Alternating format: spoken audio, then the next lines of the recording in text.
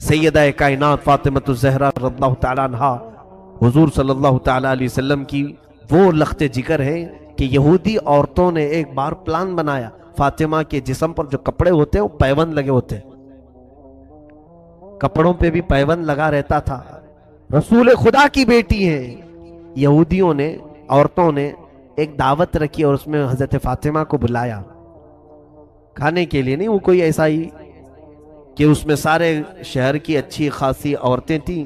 حضرت فاطمہ سے کہا کہ تم آؤ اپنے اسلام کی دعوت دو، تو اس غرض سے حضرت فاطمہ کو بلائے، لیکن ان کی نیت کیا تھی کہ حضرت فاطمہ کے لباس پر سارے لوگ ہنسیں، رسول خدا کی بیٹی کیسا لباس پہن کے آئی، اس کے پاس پہننے کو لباس تک نہیں ہے۔ حضرت فاطمہ نے منظور کر لیا، میں آؤں گی جہاں اسلام کی بات ہوگی، رسول کریم صلی اللہ تعالیٰ علیہ وسلم کے دین کی بات ہوگی۔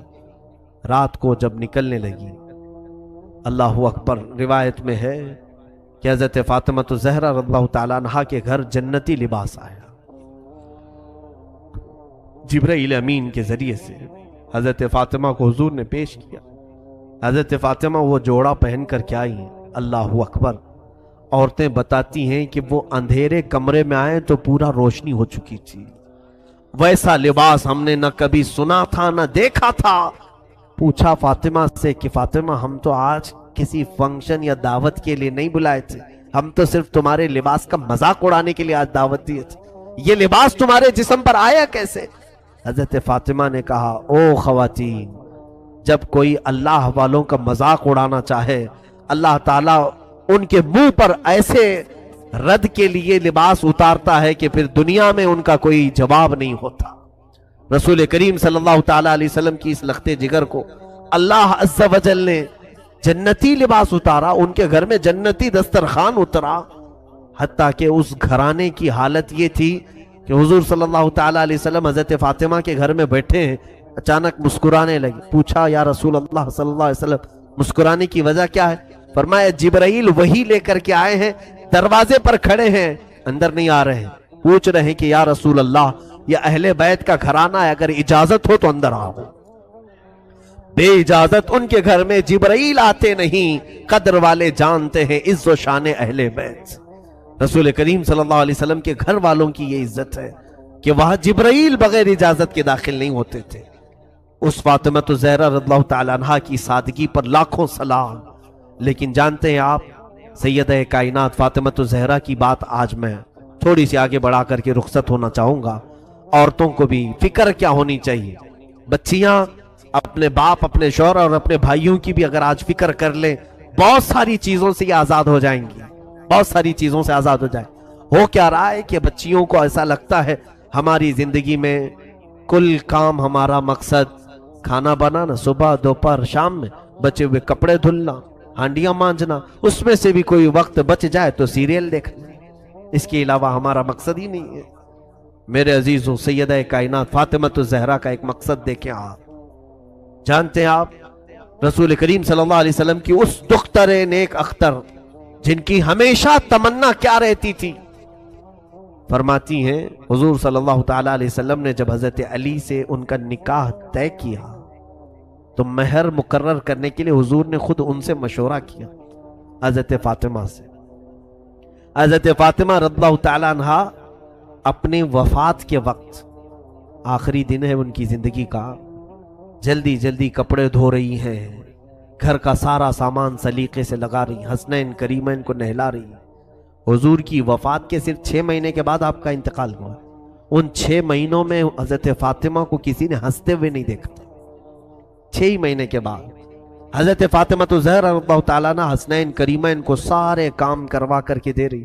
حضرت علی جلدی اندر داخل ہوئے، پوچھا کہ فاطمہ آج یہ اتنی تیزی سے کام کیوں ہو رہے ہیں؟ کہا میرے شوہر نامدار رفیق حیات، میں چاہتی ہوں کہ حسنین کریمین کو آخری بار اپنے ہاتھوں سے نہلاؤں دھلاؤں، مجھے معلوم نہیں کہ میرے بعد انہیں اب کون پہنائے گا، مجھے لگتا ہے کہ میری زندگی کی آخری ساعتیں آ گئی۔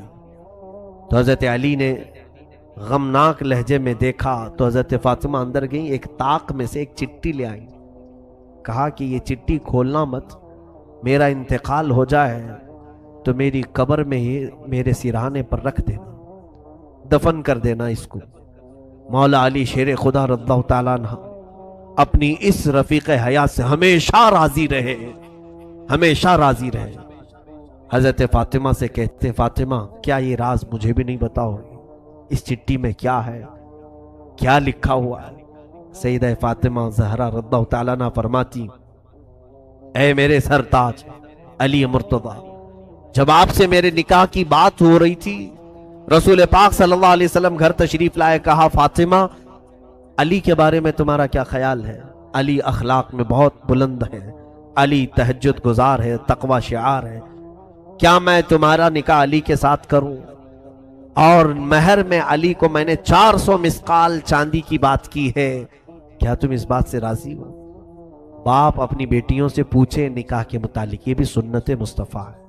حضور صلی اللہ تعالی علیہ وسلم نے جب یہ ذکر کیا، سیدہ کائنات فاطمہ الزہرا نے عرض کیا آقا علی سے نکاح تو منظور ہے لیکن مہر یہ منظور نہیں، مہر یہ کم ہے، 400 مسقال اس زمانے کے بہت ہو جاتے ہیں۔ رسول پاک صلی اللہ تعالی علیہ وسلم نے فرمایا اے فاطمہ تم مہر میں کیا چاہتی ہو بتاؤ، میں علی سے مطالبہ کروں۔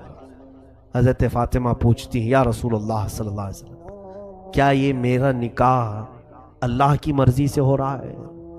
حضور صلی اللہ علیہ وسلم نے فرمایا ہاں فاطمہ، میں نے خواب میں دیکھا ہے اللہ رب العزت کا حکم ہے کہ میں اپنی بیٹی کا نکاح فاطمہ کا نکاح علی کے ساتھ کروں۔ تب حضرت فاطمہ کہتی ہیں تب تو پھر مہر زیادہ ہو، اللہ رب العزت اس نکاح کا معاملہ فرما رہا ہے تو اے رسول پاک صلی اللہ علیہ وسلم 400 مسقال چاندی نہیں۔ پھر پوچھا کیا مہر چاہیے؟ حضرت فاطمہ کہتی یا رسول اللہ صلی اللہ علیہ وسلم رب تعالیٰ سے آپ گزارش فرمائیں کہ علی کا نکاح فاطمہ سے اس مہر پر ہو کہ رسول پاک کی امت کی بخشش لکھ دی جائے، آپ کی امت کی مغفرت لکھی جائے۔ حضور پاک صلی اللہ علیہ وسلم آپ دیدہ ہو گئے، آپ دیدہ ہو گئے، رب تعالیٰ کے حضور سجدے میں گر گئے۔ اے رب ذوالجلال، فاطمہ میری امت کی بخشش کا سوال کر رہی ہے، مہر میں اسے یہ چاہیے۔ روایات یہ بتاتی ہیں کہ اللہ رب العزت کی طرف سے حکم ہوا کہ اپنا سر اٹھائیں، آپ کی آدھی امت کی بخشش فاطمہ کا مہر ٹھہرا۔ حضور پاک صلی اللہ علیہ وسلم سے حضرت فاطمہ کہتی ہیں میں نے وہ لکھوا لیا تھا چٹھی میں تاکہ بروز قیامت میں میرے رب سے میرے حبیب کی امت کی بخشش کا سوال کروں۔ اے علی اس چٹھی میں اس کے علاوہ اور کچھ بھی نہیں ہے۔ یہ فاطمہ الزہرا رضی اللہ تعالیٰ عنہا کی سوچ ہے۔ اے میرے عزیزو، ہم کون ہیں جو میرے آقا کی امت کی خبر رکھتے ہو؟ ہم میں سے کس کو یہ طلب ہے کہ رسول پاک کی امت گڑھے میں گرنے سے بچ جائے؟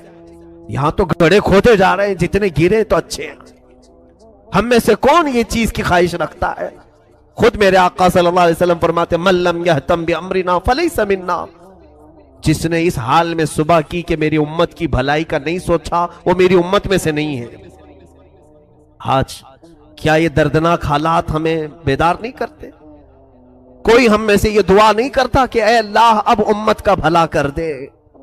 ہمارے نوجوان نسل جس راہ پر جا رہی ہے، ہم آنکھیں دیکھ دیکھ کر کے تاڑ تاڑ کر کے بھی اس کے متعلق نہ دعا کرتے ہیں نہ اس کے اصلاح کی کوشش کرتے ہیں۔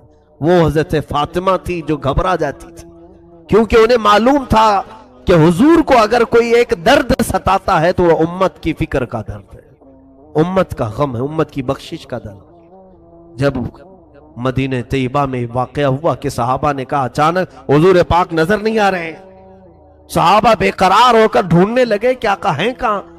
ایک صحابی نے پا لیا حضور مدینے کے نواح میں دور کسی ایک جنگل کے پاس سجدے میں ہیں، اور حضرت ابو بکر وہاں ڈھونڈتے ہوئے پہنچے۔ ایک بکریاں چرانے والا گزر رہا تھا، پوچھا کیا میرے آقا کو تو نے دیکھا ہے؟ رسول پاک صلی اللہ تعالی علیہ وسلم ہمیں کئی لمحے ہو گئے نظر نہیں آ رہے۔ اس چرواہے نے کہا میں نہیں جانتا تمہارا نبی کون ہے، تمہارا آقا کون ہے، ہاں البتہ اس پہاڑ کے پیچھے کوئی ایک آدمی اتنا رو رہا ہے کہ اس کے رونے کی آواز سے میری بکریوں نے کھانا چھوڑ دیا ہے، چارہ چھوڑ دیا ہے۔ حضرت ابو بکر نے کہا یقیناً اس طرح کا رونا تو میرے آقا کا ہی ہوگا۔ حضرت ابو بکر نے پوچھا اس چرواہے سے، اے بندے تو بکریاں چرا رہا ہے، رونے والے کو دیکھا وہ کیا کہہ کر کے رو رہا ہے؟ کہا پتہ نہیں، امت امت کہتا ہے اور روتا جاتا ہے۔ حضرت ابو بکر بے اختیار روتے ہوئے قریب آئے۔ سید الانبیاء صلی اللہ تعالی علیہ وسلم کے آنسوؤں سے زمین تر تھی۔ کہہ رہے تھے میرے آقا رب ذوالجلال کے حضور، اے مولا میری امت کو میرے حوالے کر دے، میری امت کو میرے حوالے کر دے، میری امت بڑی بھولی ہے، وہ مجھے نہیں پہچانتی۔ سچ فرمایا آقا، اپنے آپ کی امت آپ کو کہاں پہچان رہی ہے؟ آج ہم نے دوسروں کو پہچان لیا، اپنے نبی کونین صلی اللہ تعالی علیہ وسلم کو پہچاننے سے دور بھاگتے ہیں۔ بتانے کے لیے اگر کوئی کوشش بھی کرے تو ہمارے اخلاق ایسے ہیں، ہم حضور کو سننا نہیں چاہ رہے ہیں۔ دیکھو آج ہمارے گھروں میں جا کر بچوں کو اٹھا کر کے پوچھو، ہر فلمی ہیرو کا بایو ڈاٹا اسے یاد ہوگا، کون کہاں رہتا ہے، کون کیسی ایکٹنگ کرتا ہے، کس کے کتنے فلم ہیں، سارے اسے یاد ہیں۔ اسے اگر میرے آقا کی ذات کے بارے میں پوچھو تو کچھ بھی نہیں جانتا، کچھ نہیں جانتا۔ صحابہ کے بعد دیگرے وہاں آئے، سبوں نے درخواست کی کہ آقا سر مبارک کو اٹھائیں، سجدہ اتنا طویل ہو گیا تو جسم پر تکلیف ہو جائے گی۔ حضور پاک صلی اللہ تعالی علیہ وسلم اسی طرح سجدے میں ہیں۔ تو اس کے بعد صحابہ نے کہا کہ حضور کسی کی بھی بات پر سر نہیں اٹھاتے۔ مشورہ یہی طے پایا کہ حضرت فاطمہ کو بلایا جائے، اگر حضرت فاطمہ کہیں گی تو حضور ضرور سر اٹھائیں گے۔ سبوں نے جا کر کے سیدہ کے گھر یہ درخواست کی کہ اللہ کے حبیب تمہارے بابا سر جو سجدے میں رکھیں اٹھاتے نہیں، بے اختیار روتے جا رہے ہیں۔ سیدہ حجاب کے ساتھ آئیں، پردے کے ساتھ آئیں، سارے لوگ ہٹ گئے۔ رسول پاک صلی اللہ علیہ وسلم کے کندھے پر ہاتھ رکھتی، کہتی ہیں بابا آپ کی فاطمہ آئی ہے، آپ سر اٹھائیں۔ رسول کریم صلی اللہ علیہ وسلم اسی حالت میں سر رکھے ہوئے تھے۔ ہم گنہگاروں کی تسبیح، آج ہم سجدے میں جاتے ہیں تو اپنی مطلب کی مانگنے کے لیے جاتے ہیں۔ ہم تو سجدوں میں یہی کہتے ہیں نا، مولا مجھے یہ دے دے، مجھے یہ دے دے۔ وہ رسول پاک ہم جیسے نکموں کو مانگ رہے تھے، مولا بعد میں آنے والی امت میرے حوالے کر۔ قربان جاؤ اس نبی کے سجدوں پر کہ ہم کو حضور نے سجدوں میں مانگا ہے۔ سیدہ فاطمہ کی بار بار اصرار پر حضور نے سر نہیں اٹھایا۔ سیدہ کائنات نے صرف اتنا کہا یا رسول اللہ صلی اللہ علیہ وسلم، فاطمہ آپ سے وعدہ کرتی ہے آج کے بعد سے مولا تعالیٰ جتنی بھی مجھے حیات دے گا، جب تک کی زندگی دے گا، قسم ہے رب ذوالجلال کی، فاطمہ کوئی رات نہیں سوئے گی، صرف آپ کی امت کی بخشش کی دعا کرے گی، صرف میں آپ کی امت کی بخشش کی دعا کروں گی۔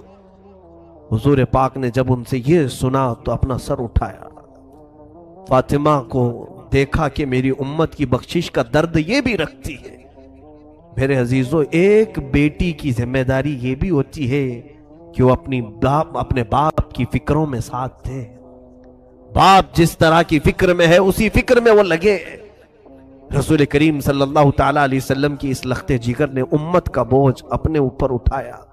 اور پھر روایات یہ بتاتی ہیں رات کے بعد وہ خود سجدے میں جاتی تھیں تو ادھر بلال حبشی کی اذان ہو جاتی تھی فجر کی، تب تک وہ سجدے میں رہتی تھی۔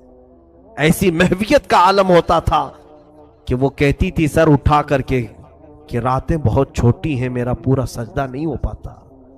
اس سیدہ کائنات فاطمہ الزہرا، لاکھوں سلام ہو، لاکھوں کروڑوں درود ہو ان کی تربت انور پر، زندگی گزارنے کے ہزار سلیقے ہمارے گھروں کو دیے ہیں۔ اور یاد رکھو، آج میری بہنوں اور بچیوں سے ضرور کہوں گا، جتنا کربلا تم سنو گی سب فاطمہ کی گود سے نکلے ہوئے شہزادوں کا ہی کربلا ہے۔ پوری دنیا کو اگر کسی نے حسن دیا ہے تو زہرا نے دیا، پوری دنیا کو امامت کا بادشاہ حسین اگر دیا ہے تو فاطمہ نے دیا ہے۔ پیر سے اپنے جھولا جھولاتی تھی، ہاتھ سے روٹیاں بناتی تھی، ہاتھ سے روٹیاں بناتے پیر سے جھولا جھولاتی۔ اس جھولا جھولانے کے وقت بھی کئی آیتیں ہیں پڑھتی رہتی تھی، طٰہٰ ما انزلنا علیک القرآن لتشقیٰ، کبھی یاسین والقرآن الحکیم۔ یہ قرآن کی صورتیں تلاوت ہو رہی ہیں، حسنین کریمین کو جھولے جھلائے جا رہے ہیں۔ یہاں تو ہم گانے فلاں فلاں چیزیں گا کر کے بچوں کو سلانے کی عادت ڈالتے. حسنین کریمین نے تو اپنی ماں سے قرآن کی لوریاں سنی ہیں. رسول کریم صلی اللہ تعالی علیہ وسلم کا یہ گھرانہ جو پورے دین اسلام کو بچانے کا ضامن ہے. دیکھیں آپ حضور جب نجران کے عیسائیوں کے ساتھ مقابلے کے لیے بھی چلے تھے تو انہی گھر والوں کو لے کر چلے تھے. میں کل اہل بیت کے ذکر میں عرض کروں گا. سیدہ ظاہرہ طیبہ طاہرہ جان احمد کی راحت پہ لاکھوں سلام. یہ دنیا سے گئی بھی ہے تو اس شان سے گئی ہے. حضرت علی سے وصیت کیا تھا کہ اے علی میری موت ہو جائے تو زیادہ شہرا مت کرنا. میں نے اپنے پردے کی بڑی پابندی کی ہے. رات کے وقت جنازہ نکالو تاکہ جنازے پر بھی کسی غیر مرد کی نظر نہ پڑے. کل ملا کر روایات صحیحہ یہ بتاتی ہیں کہ آپ کے جنازے میں اور آپ کے قبر کے دفن میں 8 لوگ تھے. وہ صرف خاندان والے تھے. حضرت علی، حسن، حسین رضی اللہ تعالیٰ عنہ، حضرت عباس رضی اللہ تعالیٰ عنہ اور دیگر کچھ صاحب جو اہل بیت میں سے تھے. یہی لوگ رہے. سیدہ فاطمہ الزہرا رضی اللہ تعالیٰ عنہا کو رات کے وقت دفن کیا گیا. اب آخری حدیث سن لو میرے آقا صلی اللہ علیہ وسلم. قربان جاؤ میری بچیوں، آج اگر تم یہ کوشش کر لو کہ کل میں فاطمہ زہرا کی چادر کے سائے تلے قیامت میں اٹھائی جاؤں، اتنی بھی اگر تمہاری خواہش ہو تو مبارک ہو تمہیں. حدیث سن لو مجھ سے. میرے آقا صلی اللہ علیہ وسلم نے فرمایا قیامت کا منظر ہوگا. اہل محشر اپنے حساب کتاب میں مصروف ہوں گے. سب کا حساب کتاب چل رہا ہوگا. تپتی ہوئی گرمی، وہ تانبے پیتل کی زمین، لوگوں میں نفسا نفسی کا عالم. اچانک ایک منادی، ایک فرشتہ اعلان کرے گا یا اہل محشر غضوا ابصارکم فإن فاطمة بنت محمد تمر الى الجنہ. اے محشر کے میدان میں کھڑے ہونے والے لوگوں، سب اپنی نگاہیں نیچی کر لو، اس لیے کہ محمد عربی صلی اللہ علیہ وسلم کی بیٹی فاطمہ جنت کی طرف جا رہی ہے. 70,000 عورتوں کے جھرمٹ میں حضرت فاطمہ جنت میں جا رہی ہوں گی. قیامت کے دن بھی حکم ہوگا کہ نگاہیں نیچی کرو، نگاہیں نیچی کرو. شان والی فاطمہ جا رہی ہے، رسول پاک کی گھر والی جا رہی ہے. میرے عزیزوں، آج بچیوں کو یہ واقعات سنائیں، اپنی بہنوں کو یہ سیرتیں سنائیں تاکہ ان کے اندر عفت، حیا اور جذبہ حجاب پیدا ہو. بے حیا عورتوں کے قصے سناؤ گے تو بے حیا بنیں گی. گندے سیریل اور گندے فلموں کو دکھاؤ گے تو ویسے ہی بننے کی عادتیں آئیں گی. کبھی کبھار میں عورتوں سے گزارش کروں گا پوری زندگی ٹی وی پر نہ گزاریں، تھوڑا کبھی کبھار سیرت فاطمہ کو پڑھ لیا کریں. رسول کریم صلی اللہ علیہ وسلم کے گھر والیوں کی سیرت پڑھ لیا کریں. یاد رکھنا اگر تم نے سیرت بھی پڑھ لی، آج حسن و حسین نہیں صحیح، غلام حسن اور غلام حسین تو ضرور پیدا ہوگا. ہم نے پرورش میں بھی بچیوں کے ایسے حالات اپنائے ہیں. میں بھی بتاؤں گا رسول کریم صلی اللہ تعالی علیہ وسلم نے اپنی بیٹیوں کی پرورش کیسی کی. سیدہ فاطمہ الزہرا سلام اللہ علیہا رضی اللہ تعالی عنہا فرماتی ہیں رسول کریم صلی اللہ تعالی علیہ وسلم سے اپنی پوری زندگی میں انہوں نے زیور، کپڑے یا اپنی زندگی گزارنے کی کوئی چیز نہیں طلب کی. زندگی میں ایک ہی بار وہ آئی تھی غلام مانگنے کے لیے، تب بھی رسول کریم صلی اللہ علیہ وسلم نے ان کو تسبیح سے نوازا، تسبیح دے کر کے بھیجا، اپنے کام خود کرنا انہیں سکھایا. آج ہم اپنی بیٹیوں کی تربیت میں کیا کرتے ہیں؟ جب تک تمہارے گھروں میں بچیاں ہیں تم لاڑ پیار سے خوب پالتے ہو، ٹھیک ہے، اچھی بات ہے. بچیوں کے ساتھ نرم اچھی محبت، ان کے ساتھ شفقت و محبت ضرور ہونی چاہیے، لیکن امور خانہ داری اگر تم نے اسے نہیں سکھایا، میرے عزیزوں، جس گھر میں یہ بیاہ کر کے جاتی ہے اس کے شوہر کا باپ، اس کے شوہر کی ماں جتنے بھی اچھے ہوں، لیکن ساس ساس ہوتی ہے، سسر سسر ہوتا ہے. ماں اور باپ تم ہو، پھر وہاں اس کی تمام چیزوں کو دیکھا جائے گا. اگر وہ امور خانہ داری میں برابر نکلی تو وہ لوگوں کی نظر میں محبوب رہے گی، اچھی رہے گی. لیکن اکثر حالات ایسے بگڑے ہیں کہ ہم نے اپنی بچیوں کو لاڈ و پیار سے پالا، کچھ بھی نہیں سکھایا. نہ والدین کے ادب و احترام سکھائے، نہ بڑوں کے ساتھ گفتگو کرنے کے سلیقے ہم نے سکھائے، نہ لوگوں سے مل کر بات کرنے کے انداز ہم نے سکھائے. بچیاں کھیلتے کھیلتے ایسی بڑی ہو گئی کیونکہ باپ کی نظر میں 25 سال کی بیٹی بھی جو ہے وہ بچی ہی ہوتی ہے. ارے ہماری ابھی تو چھوٹی بچی ہے, تمہارے لیے بچی ہے لیکن دنیا کے لیے نہیں. بلکہ بچیاں جب تمہاری 5 سال کی ہو جائیں اسی وقت سے تم اس کی تربیت کی فکر کرنے لگ جاؤ. بلکہ اسلام نے اس سے قبل تربیت کا تمہیں سلیقہ دیا ہے. سیدہ کائنات فاطمہ الزہرا رضی اللہ تعالیٰ عنہا اس وقت اپنی ماں خدیجۃ الکبریٰ رضی اللہ تعالیٰ عنہا کو کفن پہنا رہی تھی جب ان کی عمر 3 سال کی تھی. 3 سال کی عمر تھی اس وقت وہ اپنی ماں خدیجۃ الکبریٰ رضی اللہ تعالیٰ عنہا کو کفن پہنا رہی تھی. کوئی بچی یہ کام کرے گی؟ حضور پاک صلی اللہ تعالیٰ علیہ وسلم حرم کعبہ میں آئے ہیں نماز کے لیے, سجدہ کر رہے تھے. ایک ظالم وحشی درندے نے اونٹ کی گندی وہ جڑی لا کر حضور کی پیٹھ پر ڈالا. اس وقت کوئی نہیں دیکھ رہا تھا. ننھی سی یہ فاطمہ دوڑتی ہوئی آئیں جب ان کی عمر 5 سال کی تھی. 4.5-5 سال کے بیچ میں پوری حضور کی پیٹھ مبارکہ اپنے ہاتھوں سے صاف کیا. رسول کریم صلی اللہ تعالیٰ علیہ وسلم کو کوئی بھی چیز نہ لگے. حضرت فاطمہ تو 5 سال کی عمر میں اس کا خیال کرتی تھی. عزیزان گرامی, وہ تربیت اس انداز سے ہوئی تھی کہ امور خانہ داری میں وہ پورا کمال رکھتی تھی.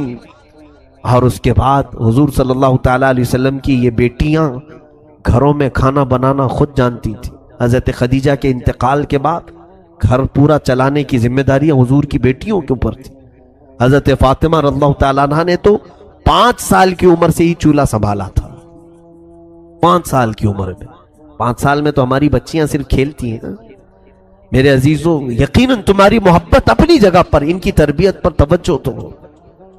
آپ اگر ان کو سکھانے میں کچھ سختی کرتے ہو تو یہ بچیاں بعد میں تمہیں یاد کر کے فخر کریں گی کہ ہمارے ماں باپ نے ہمیں زیور اخلاق سے نوازا ہے.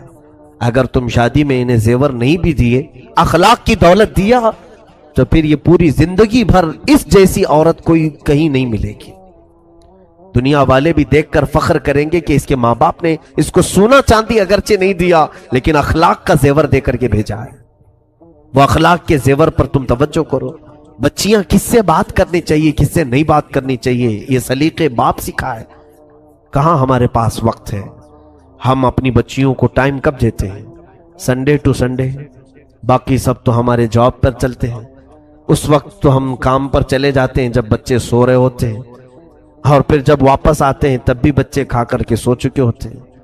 اکثر ایسا ہوتا ہے کہ گھروں میں بچوں کے ساتھ اچھی طرح سے مل بیٹھ کر کے تربیت کا کوئی انداز ملتا بھی ہے تو وہ ہفتے میں ایک بار سنڈے آتا ہے. وہ بھی ہم نے دیکھا ہے کہ بچے اصرار کرتے ہیں کہیں پکنک پہ چلو, تو وہ بھی پکنک پہ نظر ہو گیا, کہیں گھومنے کے لیے چلے گئے. تو اسی طرح سے تو پوری جوانی آ گئی, تمہیں خبر ہی نہیں ہوتی, احساس ہی نہیں ہوتا کہ ہمارے بچے کب بڑے ہو گئے. تمہارے سامنے پلک جھپکتے یہ کھڑے ہو جاتے ہیں, جوانی کی عمر میں آ جاتے ہیں. اس لیے توجہ کریں. رسول کریم صلی اللہ تعالیٰ علیہ وسلم کے اس گھرانے سے میں آج بات کرتا ہوں. ازواج مطہرات نے بھی صبر کا دامن تھامے رکھا. اخلاق تقوی حضور کے گھر میں ایسا تھا کہ اللہ کے حبیب صلی اللہ تعالیٰ علیہ وسلم اپنی وفات کے وقت ساری ازواج مطہرات کو بلا رہے ہیں. جس دن حضور کی وفات ہوئی, جس دن حضور کا انتقال ہوا, ساری بیویوں کو بلایا. رسول پاک صلی اللہ تعالیٰ علیہ وسلم نے ساری بیویوں سے پوچھا, کیا تم میں سے کسی کے پاس سونا چاندی زیور ہے؟ کسی زوجہ محترمہ نے کہا کہ ہاں یا رسول اللہ میرے پاس ہے. اللہ کے حبیب صلی اللہ علیہ وسلم نے اپنی اسی آخری حالت میں فرمایا, اگر تم چاہو تو یہ صدقہ کر دو, اگر تم یہ چاہو تو صدقہ کر دو. مشورہ دیا. ازواج مطہرات نے پوچھا, یا رسول اللہ صلی اللہ علیہ وسلم, کیا آج سے سونا چاندی پہننا عورتوں کے لیے حرام ہو گیا؟ اب ہم زیور نہیں پہن سکتی؟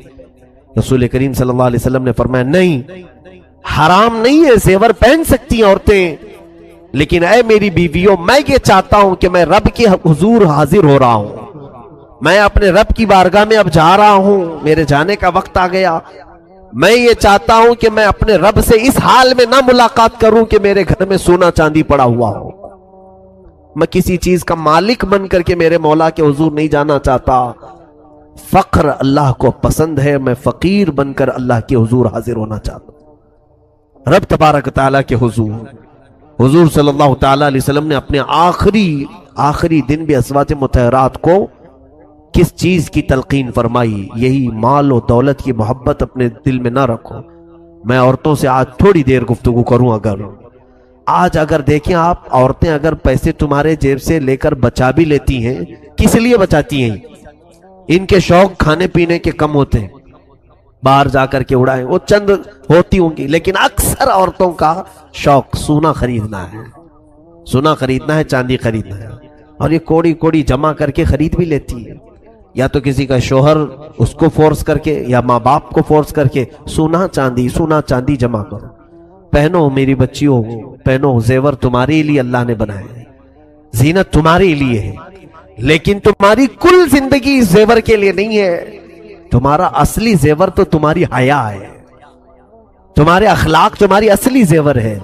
یہ جو ہار ہے، یہ جو کانوں کی بالیاں ہیں، یہ چوڑیاں ہیں، یہ اگر ٹوٹ بھی گئی پھر دوبارہ کسی سونار کے پاس جاؤ، بنا لو، یا پیسے مل جائیں تو پھر خرید لو۔ سونا چاندی آتے جاتے رہتے، ایک بار اگر تمہاری عزت کے زیور پر داغ لگ گیا، کوئی سونار اس کو ٹھیک کر کے نہیں دے گا، پھر کوئی بازار میں وہ حیا کا زیور نہیں ملے گا، جس حیا کے زیور کو آج یہ بازاروں میں بیچتے پھر رہی ہیں۔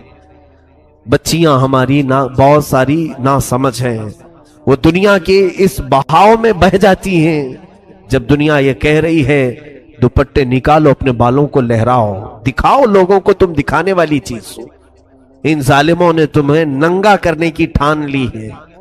آؤ میرے مصطفیٰ کریم صلی اللہ علیہ وسلم کی بارگاہ میں، تمہاری عزت اور تمہاری وقار کو اتنا بڑھایا ہے۔ اے میرے عزیزو، آج بھی ہم اپنی بچیوں کو، بیویوں کو، بہنوں کو کیا کالا نقاب نہیں پہناتے؟ وہی غلاف ڈالتے ہیں جس طرح کعبے پر کالا غلاف ڈالا گیا۔ عظمت والی چیزوں پر ہم پردہ ڈال کر رکھتے ہیں، عظمت والی چیزوں پر ہم غلاف ڈال کر کے رکھتے ہیں۔ ان عورتوں کو ہم نے مقدس سمجھا ہے، اس لیے اوڑھا کر کے رکھتے ہیں، یہ نہیں کہ ہم انہیں باندھ کر کے پابند کر کے رکھ رہے ہیں۔ تمہاری عزت، کیونکہ آج درندے ایسے ہیں کہ کوے کے سامنے گوشت رکھو اور پھر یہ کہو کوے کو شریف بننا چاہیے، وہ کیسے شریف بنے گا؟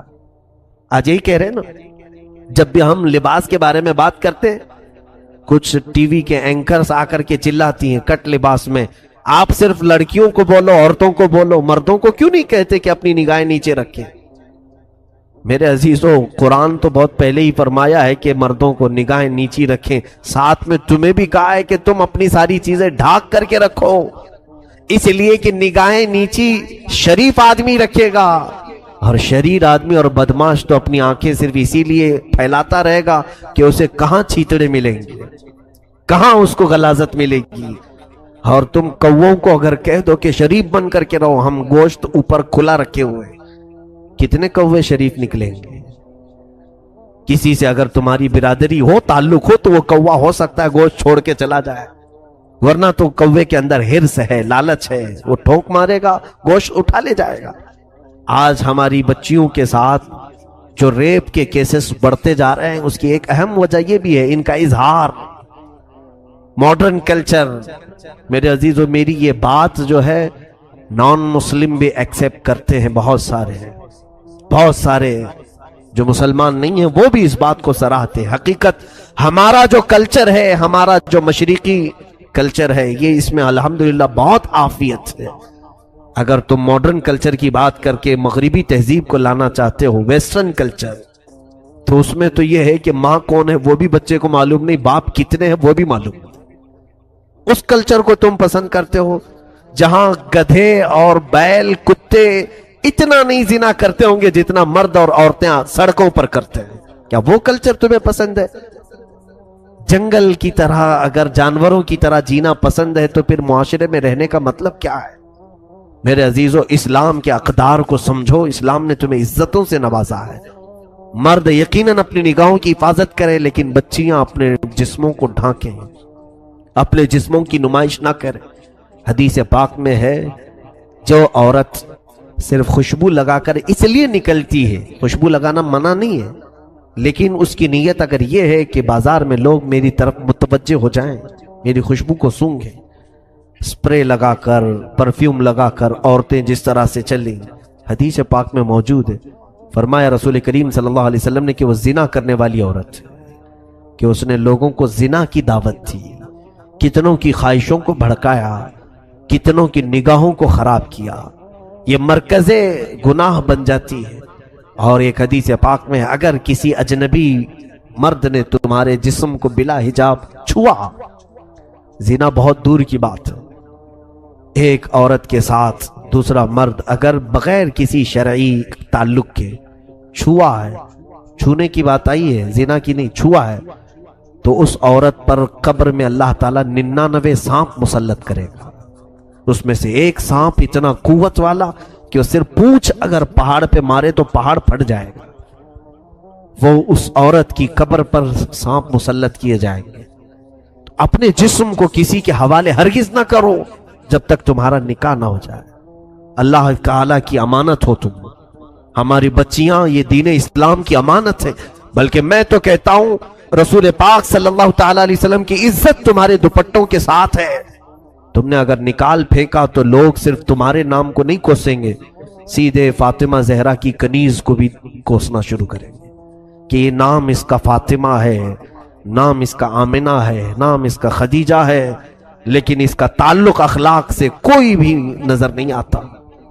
عزیزان گرامی، میں بچیوں سے کہہ رہا تھا سونے اور چاندی کے اکٹھا کرنے میں جو دن اور رات لگا کر پیسے جمع کرتی، ٹھیک ہے جمع کر لیا، سونا بھی جمع کیا، چاندی بھی جمع کیا، پتہ ہے میں نے دیکھا ہے، اور جب اس کا انتقال ہو جاتا ہے گھر میں پردہ کر لیا گیا، ایک خاتون کا انتقال ہو گیا ہے، سب سے پہلے گھر کی عورتیں، بچیاں ہوں اس کی یا بہنیں ہوں یا اس کے رشتہ دار ہوں، آ کر کے سب سے پہلے وہی سونا نکالتی ہیں اس کے کانوں سے، اس کے گلے سے وہ ہار نکال لیتی ہیں، اس کے ہاتھوں سے وہ چوڑیاں نکال لیتی ہیں، پائل نکال لیے جاتے ہیں۔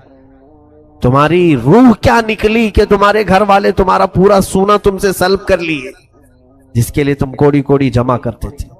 لیکن مجھے بتاؤ کہ جس بچی نے قرآن پاک کی کوئی سورہ یاد کی اور اس کی روح نکلی، مجال ہے پوری دنیا میں کہ کوئی آ کر کے تمہارے سینے سے وہ چھین کے دکھائے، نکال سکتا ہے کوئی؟ تمہارے سینے میں وہ جو چیز محفوظ تھی وہ قبر میں بھی رہے گی۔ بلکہ حدیث پاک میں یہ ہے کہ جس نے قرآن کے حلال کو حلال سمجھا اور اس کے حرام کو حرام سمجھا اور اس کے پاس سینے میں قرآن کا کوئی حصہ محفوظ رہا تو اس سینے کو قبر کی مٹی بھی نہیں کھائے گی۔ دنیا والے تو چھوڑے، یہاں جس زیور کے لیے آج بچیاں ہماری جان توڑ کوشش کر رہی، میں کہتا ہوں خاطر خواہ زیور اگر تمہیں مل جائے، ایک میانہ روی، بہت زیادہ بھی نہ ہو اور بہت زیادہ بخالت بھی نہ ہو، اگر ہے تمہارے پاس مال تو جتنا تم اپنے سٹیٹس کو دیکھو، اپنے درجات کو دیکھو، اسی اعتبار سے اپنے زیور کو خریدو اور استعمال کرو۔ میں حرام بھی نہیں کہہ رہا ہوں، عورتیں ضرور اپنی بالیاں پہنے، چوڑیاں پہنے، ہار پہنے، ہم تو عورتوں کو زینت کے لیے یہ تمام چیزیں دلا بھی سکتے ہیں، لیکن درمیانی راستہ اختیار کریں، اس میں اتنا بھی زیادہ نہ ہو کہ کوئی غریب بچی دیکھ کر کے للچانے لگ جائے، کاش میرے پاس مال ہوتا میں بھی ایک بڑا ہار لے لیتی۔ ایسا بھی نہ ہو کہ کئی بچیاں ہمارے نکاح میں چلی جاتی ہیں، ان کے پاس ایک چھوٹی سی بالی بھی نہیں ہوتی کان کی، ان کے لیے ایسا وقت نہ آئے کہ تمہیں دیکھ کر کے وہ افسوس کرنے لگے۔ عزیزان گرامی، میانہ روی اختیار کریں، درمیانہ راستہ اختیار کریں۔ رسول کریم صلی اللہ تعالیٰ علیہ وسلم کے اس گھرانے میں کبھی ایسا ہوا ہے کہ حضور صلی اللہ تعالیٰ علیہ وسلم تشریف لائے ہیں، 3 دن تک 4 دن تک کسی بھی زوجہ مطہرہ کے گھر میں چولہا نہیں جلایا جاتا، کھانا ہی نہیں بنتا تھا، یا تو وہ روزے سے ہوتی ہو یا تو فاقے سے ہوتی، لیکن شکایت کبھی نہیں کرتی۔ عورتیں یہ بھی سیکھیں کہ مرد کی تمام حالتیں ہمیشہ ایک طرح کی نہیں ہوتی۔ آج جب تمہارا نکاح ہوا تھا، تمہارا شوہر نوکری پر تھا، بزنس کرتا تھا، اچانک مندی آ گئی یا پھر اس کی نوکری چھوٹ گئی، تو کیا عورتیں اس مرد کو چھوڑ دیں گی؟ عورتیں اس مرد کو ہمیشہ کے لیے چھوڑ کر بھاگ جائیں گی کہ اب یہ کماتا نہیں ہے، کچھ پیسے نہیں لاتا ہے؟ ایسے کئی معاملات ہم نے بھی دیکھے ہیں۔ 25 سال کھلایا لیکن اب اس کی طاقت میں کمی آ گئی، کچھ تو ہوا جس کی وجہ سے اب کام کاج نہیں کرتا، تو عورتیں ہر جگہ جا کر کے شہرا کرتی ہیں، میرا شوہر ناکارہ ہے، نکما ہے، کچھ کام نہیں کرتا۔ بخاری شریف کی حدیث میں کل ہی پڑھ رہا تھا، رسول کریم صلی اللہ علیہ وسلم نے فرمایا میں نے جہنم میں سب سے زیادہ عورتوں کو دیکھا۔ صحابہ نے پوچھا یا رسول اللہ صلی اللہ علیہ وسلم کس وجہ سے؟ حضور فرماتے ہن یکفرن العشیر، وہ اپنے شوہروں کی نافرمانی کی وجہ سے۔ پوچھا کہ کیا کرتی ہیں وہ شوہروں کے ساتھ؟ حضور صلی اللہ تعالی علیہ وسلم فرماتے ہیں کہ اذا احسنت احداہن الی احداہن الدہر، یعنی جب تم ان میں سے کسی ایک کے ساتھ پورا زمانہ بھر احسان کرو، زندگی بھر تم اس کے ساتھ احسان کرو، پھر جب تم میں سے ایک چیز اگر اس کو نہیں ملی تو کہتی ہے کہ میں نے تیرے ساتھ کبھی بھلائی دیکھی نہیں، تو نے کبھی کچھ اچھا کام کیا ہی نہیں میرے ساتھ۔ یہ جملہ عورتوں کا انہیں دوزخ میں لے جائے۔ حضور صلی اللہ علیہ وسلم فرماتے ہیں ان کا یہ کہنا کہ تو نے میرے ساتھ کبھی بھلا کیا ہی نہیں، وہ دوزخ میں۔ ایسی کتنی عورتوں کو دیکھیں آپ، وہ یہی کہتے ہیں کبھی اس نے میرے ساتھ اچھا نہیں کیا، جبکہ کھلا رہا ہے وہ تمہیں، جبکہ وہ کپڑے تمہیں پہنا رہا ہے، تمہارے بچوں کی پرورش کر رہا ہے، محض یہ ہے کہ تمہاری بہت زیادہ خواہشات کو اس نے پورا نہیں کیا۔ ایسے کئی واقعات ہمارے سامنے ہیں کہ غلط خواہشات عورتوں کی مردوں کو غلط راستے پر لے آتی ہیں۔ ایک بہت اچھا نوجوان ہمارے پاس نماز پڑھتا تھا، مقتدی تھا ہمارا، اچانک وہ غائب ہوا، کئی دن تک نہیں تھا، اور کئی سالوں کے بعد اس کو پھر دوبارہ ہم نے دیکھا تو معلوم کیا بہت بری حالت ہے اس کی، شراب پیتا ہے، باہر کٹوں پر پڑا رہتا ہے، نیک آدمی تھا۔ اس کو بلوایا، پوچھا کیا حالت ہے تیری، کیوں ایسے بن گیا؟ وہ رونے لگا، اور پھر اس نے جو واقعہ بتایا میں نے کئی جگہ پر اس کو ذکر کیا، کہا کہ میری شادی ہوئی، میں بہت زیادہ محبت کرتا ہوں میری بیوی سے، اور محبت سے شادی کیا تھا۔ شادی کے بعد میری نوکری تھی اپنے ہی شہر میں، لیکن میری تنخواہ پوری نہیں ہو پاتی تھی، میری بیوی کے جو خواہشات تھے میں اس کو پورا نہیں کر پاتا تھا۔ میری بیوی کے لیے پھر مجھے اپنا شہر چھوڑ کر بنگلور جانا پڑا۔ میں نے کوئی بڑی نوکری کی تلاش کی، وہاں پہنچا، وہاں پہنچ کر کے جب میں کمانے لگا تھوڑی زیادہ پیسے ملے اور بھیجتا تھا، لیکن گھر میں مہینہ ہونے سے پہلے ہی وہ سارے پیسے خرچ ہو جاتے ہیں۔ پھر اخراجات کے لیے میری بیوی مجھے پتہ نہیں کیسے کیسے تانے مارتی تھی۔ تو پھر ایسا ہوا کہ میں قرض لینا شروع کیا، قرض میں بھی ڈوبا، ٹینشن اتنا بڑھ گیا، گھر پیسے بھیجنے کا اور ادھر قرض خواہوں کا۔ اس اثنا میں سگریٹ پینے لگا۔ لوگوں نے کہا کہ سگریٹ پئیں گے تو تھوڑا سا ٹینشن کم ہوتا ہے۔ پیتے پیتے یہاں تک عادت لگ گئی کہ نوکری جس میں جاتا تھا وہاں کی نوکری بھی چھوٹ گئی، تو غم کی وجہ سے دوست ملے ایسے کہ انہوں نے شراب کی لت لگا دی، اور شراب پی کر کے رات بھر پتہ ہی نہیں چلتا تھا کہ کون سی نوکری کون سی بیوی، سب ختم۔ اور اس کے بعد حالت ایسی ہو گئی کہ شراب پی پی کر کے اس کے پھیپھڑے خراب ہو گئے، اس کے گردے سڑنے کو آ گئے، اتنی کثرت سے اس نے پی۔ عمر اس کی 35 سال، 35 سال کی عمر میں اتنے ساری چیزیں کر لیا۔ خیر اس کے بعد اس کی حالت صحیح ہوئی تھوڑی سی، لیکن اس خاتون کے متعلق میں نے نصیحتاً اس کے گھر بھی بھیجا کہ آپ ہمارے اسلام سے تعلق رکھنے والی میری بہن، ایک مرد کے بگاڑنے میں یا اس کے بگڑنے میں تمہاری خواہشات کا بڑا رول ہے۔ کاش اگر تم اس کو یہ کہتی کہ شراب اور سگریٹ کو ہاتھ مت لگانا، چاہے مجھے آدھی ہی روٹی کیوں نہ بھیجو، اگر یہ کہتی تو شاید تیرا شوہر آج اس طرح سے گردوں کی بیماری میں نہیں ہوتا۔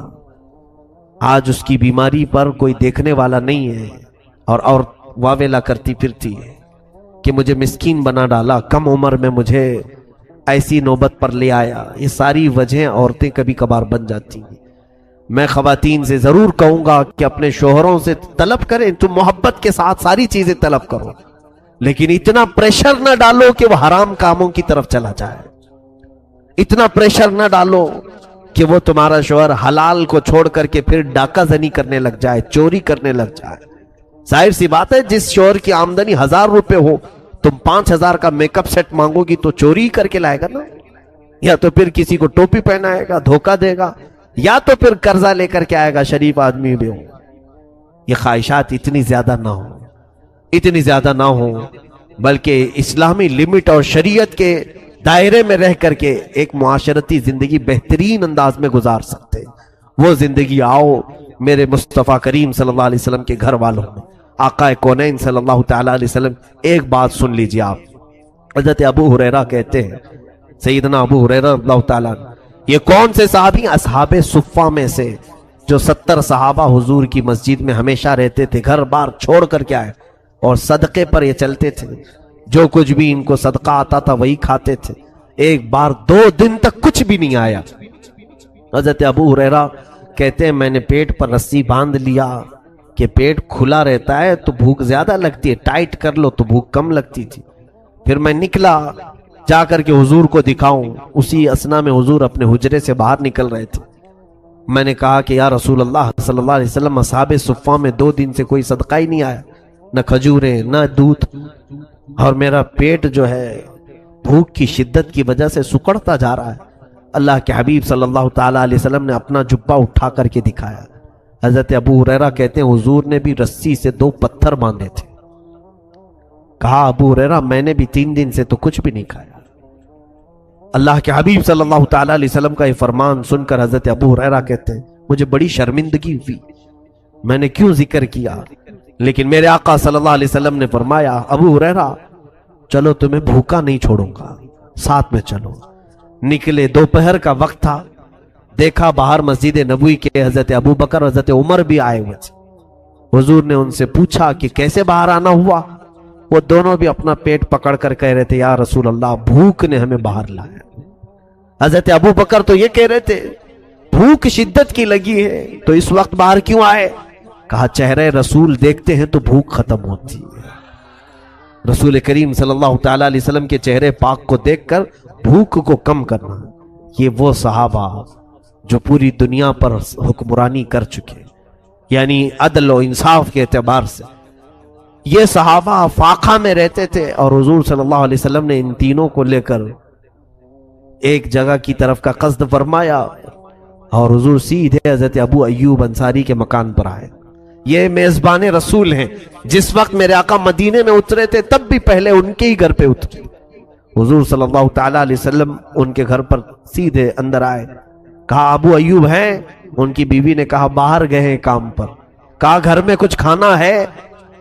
ان کی بیوی کہنے لگی ابھی تو کچھ بنا نہیں۔ اسی اسنا میں انہوں نے بلوایا اپنے شوہر کو، حضرت ابو ایوب بھاگتے ہوئے آئے، کہا دوپہر کے وقت رسول خدا صلی اللہ علیہ وسلم کا میرے گھر پر آنا، اور انہوں نے اپنی بیوی سے کہا 6 مہینے کی بکری کا ایک بچہ ہے، جلدی ذبح کرو اور اسے کھلا دیتے ہیں۔ انہوں نے بکری کو ذبح کیا، رسول کریم صلی اللہ تعالیٰ علیہ وسلم کے لیے سالن بنا۔ کتنے لوگ تھے؟ ابو بکر، عمر، حضرت ابو ہریرہ رضی اللہ تعالیٰ عنہ۔ حضور صلی اللہ تعالیٰ علیہ وسلم دسترخوان پر بیٹھے ہیں، سالن بنا۔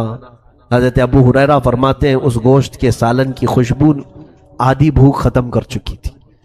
حضرت ابو ایوب نے جب وہ سالن پیش کیا دسترخوان پر، سنیے میرے عزیز ہو، اللہ کے حبیب صلی اللہ علیہ وسلم فرماتے ہیں ابو ایوب ایک اور برتن ہو، ایک اور کھٹوری ہو تو لے آؤ۔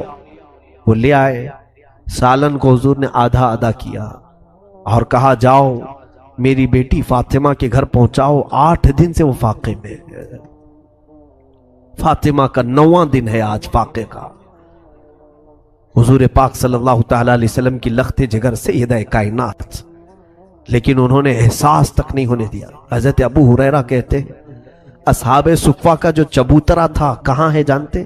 حضرت فاطمہ کے گھر سے لگ کر کے تھا، جہاں یہ اصحاب صفہ بیٹھتے، بی بی فاطمہ کے گھر سے لگ کر کے تھا۔ حضرت ابو ہریرہ کہتے ہیں 9واں دن فاطمہ کے فاقے کا ہے، ہم 2 دن میں صبر نہ کھا کر باہر نکل آئے، فاطمہ کے گھر سے چوں کی آواز تک نہیں آتی تھی۔ وہاں حسنین کریمین بھی پل رہے ہیں، مولا علی شیر خدا بھی ہیں، ان کا مسجد میں آنا جانا کسی کو احساس تک نہیں دلاتا تھا کہ گھر میں کوئی چیز کی کمی ہے۔ یہ اہل بیت کا گھرانہ ہے میرے عزیزوں، جتنے بھی ان کے تذکرے کیے جائیں وہ کم ہیں۔ انہوں نے پوری دنیا کو جینے کا ایک مزاج دیا ہے۔ آج سب سے زیادہ اگر ہم اپنے اندر کی خرابیاں ختم کر سکتے ہیں تو دو چیزیں، قناعت اختیار کرو، جتنا ملے اس پر صبر، اس کو قناعت کہتے ہیں۔ آج رب تبارک و تعالیٰ نے مجھے جو دیا ہے یہ بہت ہے، کافی ہے، یہ ایک بار کہہ کر کے تو دیکھو، مولا تعالیٰ بے انتہا پھر تمہیں نوازتا ہی رہے گا۔ ہر بندہ یہ کیا کہتا ہے، ابھی بس نہیں ہوا، ارے اتنے سے تھوڑی نہ چلتا ہے۔ ایک نوکری کرنے والا پھر آ کر کے کہتا ہے حضرت اور ایک نوکری کرنا چاہتا ہوں خالی ٹائم میں۔ کہا اتنے سے کافی نہیں ہو رہا ہے، کہاں اتنے سے ہو پائے گا، بمبئی کی مہنگائی، جبکہ کھانا پانی ساری چیزیں چل رہی ہیں۔ قناعت کرنا کا اگر تمہارے اندر مزاج پیدا ہو گیا تو یہی تمہارے اسی انکم کو اللہ تعالیٰ اتنی بڑی بنائے گا کہ تم اپنا گھر چلا کر کے بھی کئی لوگوں کو قرضے دیتے رہو گے۔ برکت اس کا نام ہے، برکت کثرت کا نام نہیں۔ آپ اگر یہ سوچ کر کے بیٹھے ہوئے کہ اگر آپ کی تنخواہ آج 25,000 ہے اور پڑوسی کی تنخواہ 1,00,000 ہے تو یہ مت کہنا کیا برکت ہے اس کے گھر، برکت نہیں، اس کے گھر میں کثرت ہے۔ کثرت یعنی بہت زیادہ ہے، زیادہ ہونے کو برکت نہیں کہتے۔ اگر تم 25,000 میں کھا پی کر کے کسی کے محتاج نہیں تو اس 1,00,000 سے تمہارے 25 بہتر ہے، تمہارے پاس برکت ہے۔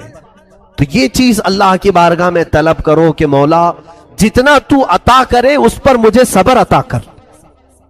یا عورتیں بھی، مرد بھی، بچے بھی۔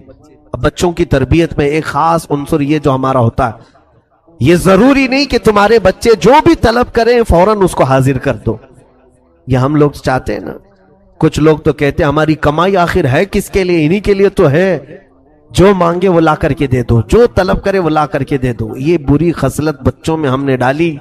اس کے بعد ہوتا یہ ہے کہ باپ سے تو مانگ سکتے ہیں لیکن پھر بعد میں دوسروں سے جب یہ وہی چیز مانگنے لگ جاتے ہیں ان کے منہ بگڑ جاتے ہیں۔ کیسی عورت ہے یہ کہ صرف مانگتی رہتی ہے، منہ کھلتا ہی رہتا ہے، کیوں؟ اس کا قصور کیا ہے؟ آج وہ شوہر سے جو مانگ رہی ہے اس کی عادت اس کے باپ نے ڈال کر رکھی تھی، وہ بار بار پوچھتی تھی، باپ ہر چیز لا کر کے دے دیتا تھا۔ کبھی کبھار بچیوں کو یہ بھی صبر سکھائیں، جیسے رسول کریم صلی اللہ علیہ وسلم چاہتے تو اپنی بیٹی کو 1 نہیں 10 خادم دے سکتے تھے، میری فاطمہ عیش سے زندگی گزارے۔ بدر کے قیدی غلام بنا کر کے دیے جا رہے تھے، حضرت فاطمہ کو حضور 10 غلام دے سکتے، اور صحابہ کو اعتراض کیا ہوتا؟ جنتی خواتین کی سردار کے گھر میں اگر 10 خادم کام کر رہے، فخر سے کام کر سکتے تھے، لیکن حضور نے کیا کہہ کر کے بھیجا؟ فاطمہ جاؤ صبر کرو، تھکن زیادہ ہو جائے تو رات میں تسبیح پڑھو۔ کبھی کبھار بچیوں کو یہ بھی تلقین کرو، ہر دن اگر اچھے کھانے کی عادت ہمارے پاس ہے تو جان بوجھ کر کے کبھی ہلکا کھانا انہیں کھلانے کی عادت ڈالو، تاکہ برے اوقات میں انہیں صبر کرنے کا سلیقہ آ جائے، برے اوقات میں ان کو صبر کرنے کا طریقہ آ جائے۔ مجھے بات یاد آتی ہے، میں میری تعریف کے لیے نہیں کہہ رہا ہوں، بچپن میں خود ہمارے گھر کی حالت ایسی کہ الحمدللہ ہمیں کبھی کسی چیز کی کمی نہیں ہونے دی۔ میرے والد محترم بڑے عالم دین تھے، لیکن کئی اوقات ایسے ہوتے کہ ہماری والدہ کو یا بہنوں کو کچن میں جانے سے روک دیتے کہ آج کھانا نہیں بنے گا، کوئی کھانا نہیں بنائیں گے، باقی سارے لوگ کیا کھائیں گے؟ سارے لوگوں کو چوڑا ہوتا ہے اس میں کیلا پیس کر کے وہی کھلا دیتے، سخت ترین ہوتا، چبانے کے لیے کتنا ٹائم لگ جاتا۔ یہ آج ہمیں احساس ہوتا ہے کہ کبھی کبھار یہ سخت چیزیں بھی ان کے حلق سے اتارو تاکہ زندگی گزارنے کے ان کو سلیقے آ جائیں، کیونکہ وقت زندگی میں ہمیشہ ایک طرح نہیں ہوتا۔ کبھی تم سب لٹ گئے، اگر کہیں تمہارے اوپر اچانک غریبی آ گئی تو یہ جو چٹخارے لگے ہوئے زبان کے پھر کیا کرو گے؟ روز اچھے کھانے کے جو مزے لگے ہوئے ہیں، اچانک اگر تمہارے پاس مال نہیں ہوگا تو پھر شیطان تمہارے اندر یہ کوشش کرنے کی یہ عادت ڈالنے کی کوشش کرے گا کہ چلو فلاں جگہ چوری کر لو تو تمہاری زبان کو سکون مل جائے گا۔ پھر آدمی اپنی لذتوں کے لیے یا تو کسی کو دھوکہ دیتا ہے یا چوری کرتا ہے، حتیٰ کہ کئی ایسے لوگ آج دنیا میں ہیں جو اپنے جسم بیچنے کا کاروبار بھی صرف اس لیے کر رہے ہیں کہ ان کی خواہشات بڑی ہیں، ان کی خواہشات زیادہ ہیں۔ اسی لیے قرآن پاک میں اللہ نے فرمایا ارأیت من اتخذ الہہ ہوا، اے محبوب آپ نے نہیں دیکھا ان لوگوں کو جنہوں نے اپنی خواہشات کو ہی اپنا خدا بنا لیا ہے؟ بہت سارے لوگ ہیں ایسے جنہوں نے اپنی خواہشات کو خدا بنا لیا ہے۔ میری خواہش اگر آج رات فلاں جگہ جانے کی ہے تو میں جا کر کے رہوں گا، کوئی مجھے نہیں روک سکتا۔ خدا کے لیے جو کام جس طرح بندہ کرتا ہے ویسے کچھ لوگ اپنی خواہشات کے لیے کرتے ہیں، اپنی خواہشات کے لیے سب کو چھوڑتے ہیں۔ ماں باپ چلاتے رہے رات بھر، نہیں میری خواہش ہے آج جانا ہے تو جانا ہے۔ یہ کئی لوگوں کی جو خواہشات ہیں انہوں نے اپنی خواہشات کو خدا بنا لیا، اور اللہ تعالیٰ کیا فرماتا ہے؟ رب تعالیٰ اپنے حبیب صلی اللہ تعالیٰ علیہ وسلم کو فرماتا ہے کہ اے نبی آپ ایسے لوگوں کی حمایت کریں گے؟ ہرگز نہ کرنا ایسے لوگوں کی حمایت، ایسے لوگوں کی حمایت نہ کریں۔ حضور کو اللہ تعالیٰ منع فرما رہا ہے جو صرف خواہش کے پیچھے لگے رہتے ہیں، صرف خواہش کے پیچھے۔ قربان کرو میرے عزیزوں، کچھ چیزوں میں صبر کرنا سیکھو۔ سیدہ کائنات فاطمۃ الزہرا رضی اللہ تعالیٰ عنہا حضور صلی اللہ تعالیٰ علیہ وسلم کی وہ لخت جگر ہیں کہ یہودی عورتوں نے ایک بار پلان بنایا، فاطمہ کے جسم پر جو کپڑے ہوتے ہیں وہ پیوند لگے ہوتے ہیں، کپڑوں پہ بھی پیوند لگا رہتا تھا، رسول خدا کی بیٹی ہیں۔ یہودیوں نے، عورتوں نے ایک دعوت رکھی اور اس میں حضرت فاطمہ کو بلایا کھانے کے لیے، نہیں وہ کوئی ایسا ہی کہ اس میں سارے شہر کی اچھی خاصی عورتیں تھیں۔ حضرت فاطمہ سے کہا کہ تم آؤ اپنے اسلام کی دعوت دو، تو اس غرض سے حضرت فاطمہ کو بلائے، لیکن ان کی نیت کیا تھی کہ حضرت فاطمہ کے لباس پر سارے لوگ ہنسیں۔ رسول خدا کی بیٹی کیسا لباس پہن کے آئی، اس کے پاس پہننے کو لباس تک نہیں ہے۔ حضرت فاطمہ نے منظور کر لیا، میں آؤں گی جہاں اسلام کی بات ہوگی، رسول کریم صلی اللہ تعالیٰ علیہ وسلم کے دین کی بات ہوگی۔ رات کو جب نکلنے لگی، اللہ اکبر، روایت میں ہے کہ حضرت فاطمہ الزہرا رضی اللہ تعالیٰ عنہا کے گھر جنتی لباس آیا، جبرائیل امین کے ذریعے سے حضرت فاطمہ کو حضور نے پیش کیا۔ حضرت فاطمہ وہ جوڑا پہن کر کے آئی ہیں، اللہ اکبر۔ عورتیں بتاتی ہیں کہ وہ اندھیرے کمرے میں آئے تو پورا روشنی ہو چکی تھی، ویسا لباس ہم نے نہ کبھی سنا تھا نہ دیکھا تھا۔ پوچھا فاطمہ سے کہ فاطمہ ہم تو آج کسی فنکشن یا دعوت کے لیے نہیں بلائے تھے، ہم تو صرف تمہارے لباس کا مذاق اڑانے کے لیے آج دعوت دیے تھے، یہ لباس تمہارے جسم پر آیا کیسے؟ حضرت فاطمہ نے کہا او خواتین، جب کوئی اللہ والوں کا مذاق اڑانا چاہے اللہ تعالیٰ ان کے منہ پر ایسے رد کے لیے لباس اتارتا ہے کہ پھر دنیا میں ان کا کوئی جواب نہیں ہوتا۔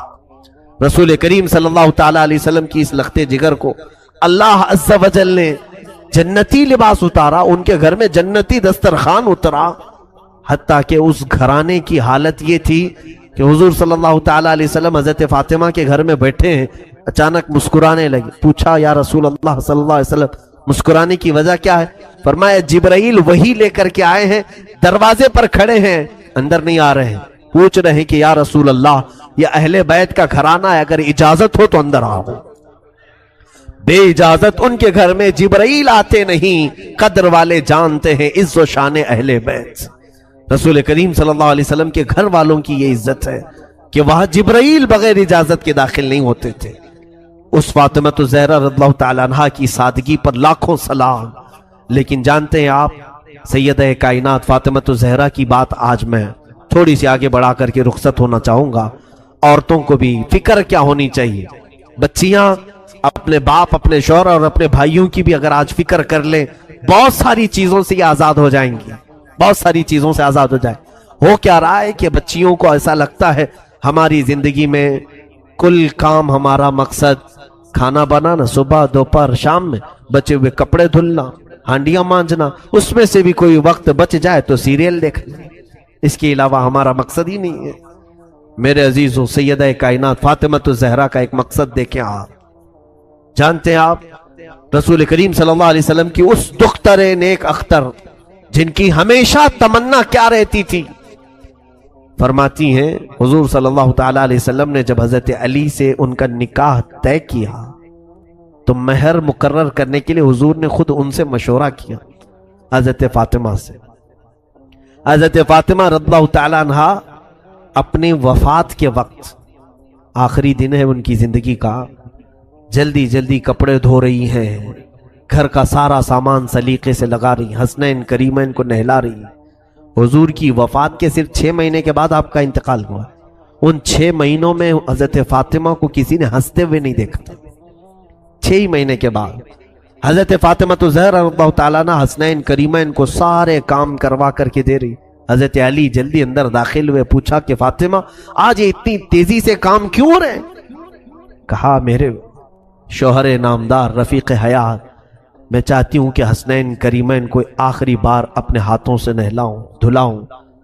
مجھے معلوم نہیں کہ میرے بعد انہیں اب کون پہنائے گا، مجھے لگتا ہے کہ میری زندگی کی آخری ساعتیں آ گئی۔ تو حضرت علی نے غمناک لہجے میں دیکھا تو حضرت فاطمہ اندر گئیں، ایک طاق میں سے ایک چٹھی لے آئی، کہا کہ یہ چٹھی کھولنا مت، میرا انتقال ہو جائے تو میری قبر میں یہ میرے سرہانے پر رکھ دینا، دفن کر دینا اس کو۔ مولا علی شیر خدا رضی اللہ تعالیٰ عنہ اپنی اس رفیق حیات سے ہمیشہ راضی رہے، ہمیشہ راضی رہے۔ حضرت فاطمہ سے کہتے فاطمہ کیا یہ راز مجھے بھی نہیں بتاؤ، اس چٹھی میں کیا ہے، کیا لکھا ہوا ہے؟ سیدہ فاطمہ زہرا رضی اللہ تعالیٰ عنہ فرماتی، اے میرے سرتاج علی مرتضیٰ، جب آپ سے میرے نکاح کی بات ہو رہی تھی، رسول پاک صلی اللہ علیہ وسلم گھر تشریف لائے، کہا فاطمہ علی کے بارے میں تمہارا کیا خیال ہے؟ علی اخلاق میں بہت بلند ہے، علی تہجد گزار ہے، تقوی شعار ہے، کیا میں تمہارا نکاح علی کے ساتھ کروں؟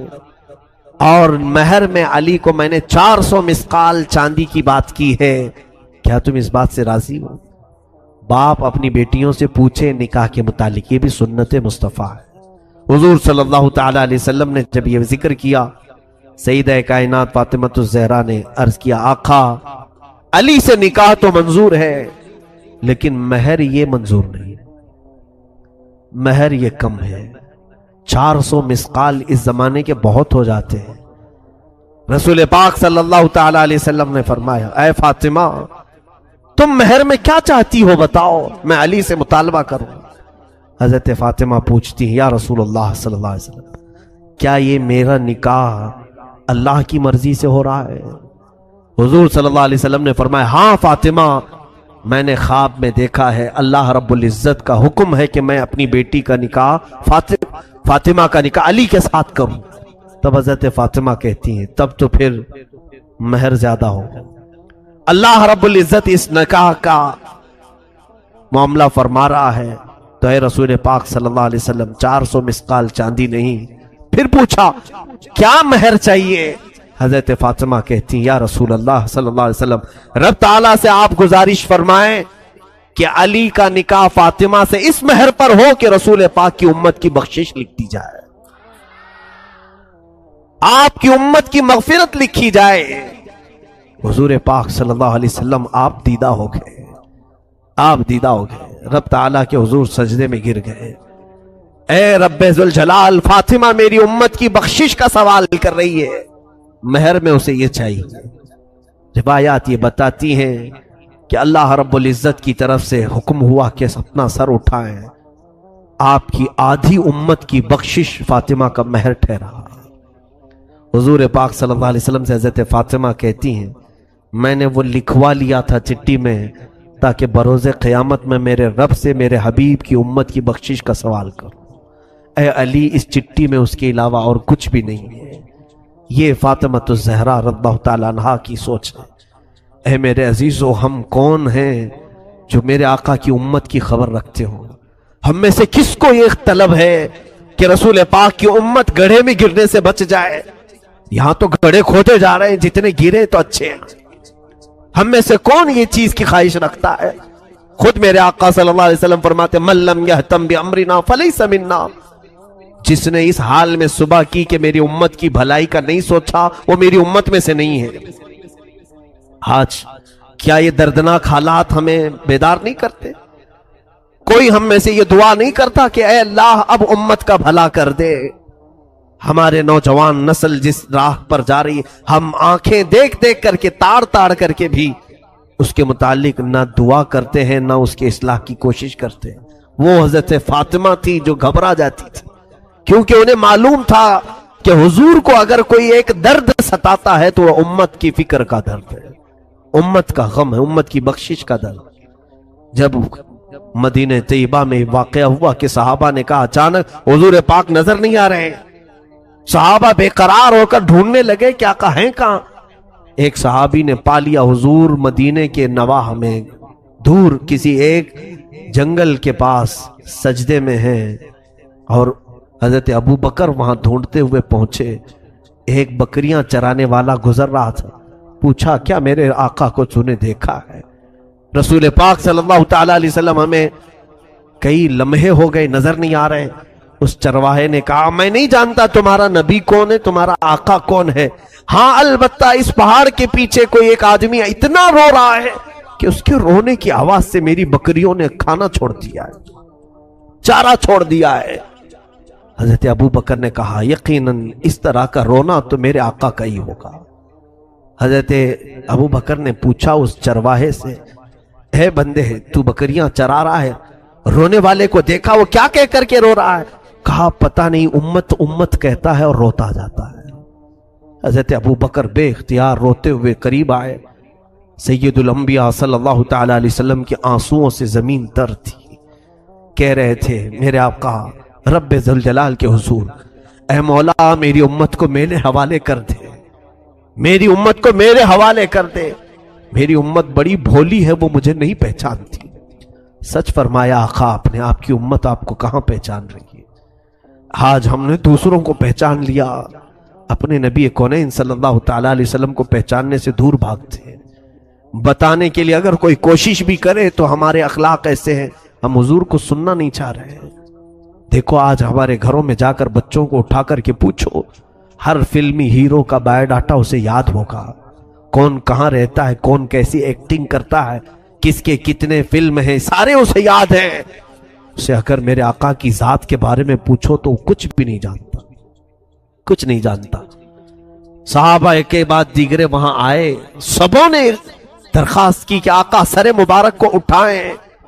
सजदा इतना तवील हो गया तो जिस्म पर तकलीफ हो जाएगी। हुजूर पाक सल्लल्लाहु तआला अलैहि वसल्लम इसी तरह सजदे में है। तो उसके बाद सहाबा ने कहा कि हुजूर किसी की भी बात पर सर नहीं उठाते।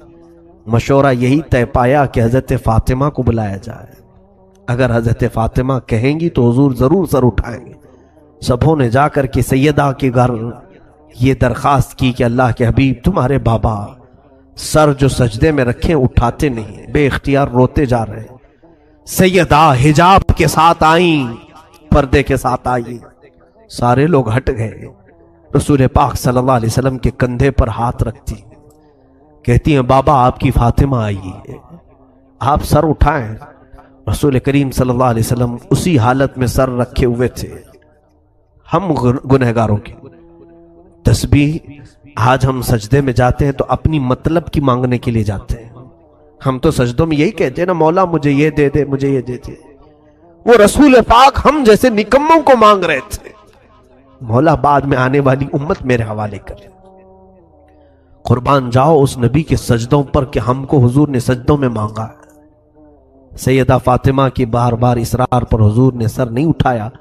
सैयदा कायनात ने सिर्फ इतना कहा या रसूल अल्लाह सल्लल्लाहु अलैहि वसल्लम, फातिमा आपसे वादा करती है आज के बाद से मौला ताला जितनी भी मुझे हयात देगा, जब तक की जिंदगी देगा, कसम है रब्बे जुल जलाल की, फातिमा कोई रात नहीं सोएगी, सिर्फ आपकी उम्मत की बख्शिश की दुआ करेगी। सिर्फ मैं आपकी उम्मत की बख्शिश की दुआ करूंगी। हुजूर पाक ने जब उनसे ये सुना तो अपना सर उठाया। फातिमा को देखा कि मेरी उम्मत की बख्शिश का दर्द ये भी रखती है। मेरे अजीजों, एक बेटी की जिम्मेदारी ये भी होती है कि वो अपने बाप की फिक्रों में साथ दे। बाप जिस तरह की फिक्र में है उसी फिक्र में वो लगे। रसूल करीम सल्लल्लाहु तआला अलैहि वसल्लम की इस लख्ते जिगर ने उम्मत का बोझ अपने ऊपर उठाया। और फिर रिवायात ये बताती हैं रात के बाद वो खुद सजदे में जाती थी तो इधर बिलाल हबशी की अजान हो जाती थी फजर की, तब तक वो सजदे में रहती थी। ऐसी महवियत का आलम होता था कि वो कहती थी सर उठा करके कि रातें बहुत छोटी हैं, मेरा पूरा सजदा नहीं हो पाता। उस सईदा कायनात फातिमतुज़ ज़हरा, लाखों सलाम हो, लाखों करोड़ों दुरूद हो उनकी तुरबत अनवर पर। زندگی گزارنے کے ہزار سلیقے ہمارے گھروں کو دیے ہیں. اور یاد رکھو، آج میری بہنوں اور بچیوں سے ضرور کہوں گا، جتنا کربلا تم سنو گی سب فاطمہ کی گود سے نکلے ہوئے شہزادوں کا ہی کربلا ہے. پوری دنیا کو اگر کسی نے حسن دیا ہے تو زہرا نے دیا. پوری دنیا کو امامت کا بادشاہ حسین اگر دیا ہے تو فاطمہ نے دیا ہے. پیر سے اپنے جھولا جھلاتی تھی، ہاتھ سے روٹیاں بناتی تھی. ہاتھ سے روٹیاں بناتے، پیر سے جھولا جھلاتی. اس جھولا جھلانے کے وقت بھی کئی آیتیں ہیں پڑھتی رہتی تھی. طٰہٰ ما انزلنا علیک القرآن لتشقیٰ، کبھی یاسین والقرآن الحکیم. یہ قرآن کی صورتیں تلاوت ہو رہی ہیں، حسنین کریمین کو جھولے جھلائے جا رہے ہیں. یہاں تو ہم گانے فلاں چیزیں گا کر کے بچوں کو سلانے کی عادت ڈالتے ہیں. حسنین کریمین نے تو اپنی ماں سے قرآن کی لوریاں سنی ہیں. رسول کریم صلی اللہ تعالیٰ علیہ وسلم کا یہ گھرانہ جو پورے دین اسلام کو بچانے کا ضامن ہے. دیکھیں آپ، حضور جب نجران کے عیسائیوں کے ساتھ مقابلے کے لیے بھی چلے تھے تو انہی گھر والوں کو لے کر چلے تھے. میں کل اہل بیت کے ذکر میں عرض کروں گا، سیدہ ظاہرہ طیبہ طاہرہ جان احمد کی راحت پہ لاکھوں سلام. یہ دنیا سے گئی بھی ہے تو اس شان سے گئی ہے. حضرت علی سے وصیت کیا تھا کہ اے علی، میری موت ہو جائے تو زیادہ شہرا مت کرنا. میں نے اپنے پردے کی بڑی پابندی کی ہے، رات کے وقت جنازہ نکالو تاکہ جنازے پر بھی کسی غیر مرد کی نظر نہ پڑے.